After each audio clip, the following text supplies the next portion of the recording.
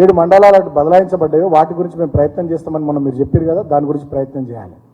అంతేకాకుండా అసలు ఆ 7 మండలాలకు సంబంధించి మాత్రమే కాకుండా భద్రాచలం రూరల్ మండలంలో ఉన్న 5 గ్రామ పంచాయతీలు కూడా అడిదికి బదలాయించారు. యాటపాక, పురుషోత్తంపట్నం, గుండాల, పిచ్చుకలపాడు, కన్నాయిగూడెం.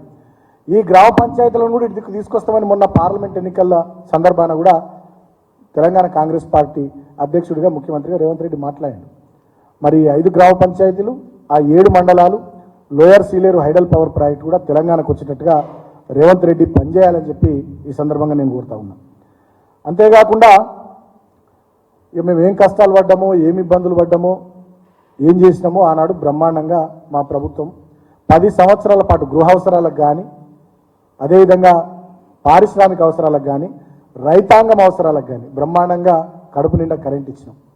ఇవాళ రేవంత్ రెడ్డి ప్రభుత్వం వచ్చినాక రాష్ట్రంలో మొత్తం కరెంటు కోతలు, రైతాంగానికి కరెంటు లేదు, పరిశ్రమలకు కరెంటు లేవు, ఇండ్లకు చక్క కరెంటు లేదు. ప్రజలు అర్ధరాత్రి పూట కరెంటు 3 గంటలు 4 గంటలు పోతే రోడ్ల మీదకి వచ్చి నిరసనలు తెలుపుతున్నటువంటి సందర్భం. మరి కేసీఆర్ గారు ముఖ్యమంత్రిగా దిగిపోగానే కటక బంద్ చేసినట్టు కరెంటు ఈ రాష్ట్రంలో ఎందుకు బంద్ అయింది? దాని మీద దృష్టి పెట్టాల్సినటువంటి ముఖ్యమంత్రి కరెంటు విషయంలో గత ప్రభుత్వం మీద బురదల్లే ప్రయత్నాలు, ఆరోపణలు చేసే ప్రయత్నాలు, ఈ రకమైనటువంటి చిల్లర పనుల మీద ఆయన శ్రద్ధ పెట్టిండు.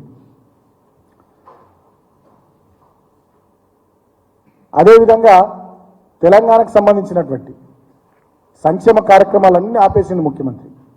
తెలంగాణకు సంబంధించినటువంటి ప్రాజెక్టుల నిర్వహణ, ఇప్పుడు వానాకాలం సీజన్ స్టార్ట్ అవుతుంది. రైతాంగం ఇప్పుడు తుకం పోసుకుంటున్నారు. ఆల్రెడీ చాలా చోట్ల ఇక నార్లేసుడు స్టార్ట్ అవుతుంది. ఇప్పటికీ మేము గతంలో ఇచ్చినటువంటి రైతు బంధు ఇయ్యలే, ఆయన చెప్పినటువంటి రైతు భరోసా ఇయ్యలే. ఎకరానికి 7,500 ఇస్తా అన్నాడు, అవి ఇయ్యలే. మేము ఇచ్చే 5,000 కూడా ఇప్పటికి ఇయ్యలే రైతాంగానికి. ఎరువులు విత్తనాల కోసం రైతాంగం ఇబ్బంది పడుతున్నారు. లైన్లలో చెప్పులు పెట్టి, బుక్కులు పెట్టి పక్కకు పోతా ఉన్నారు.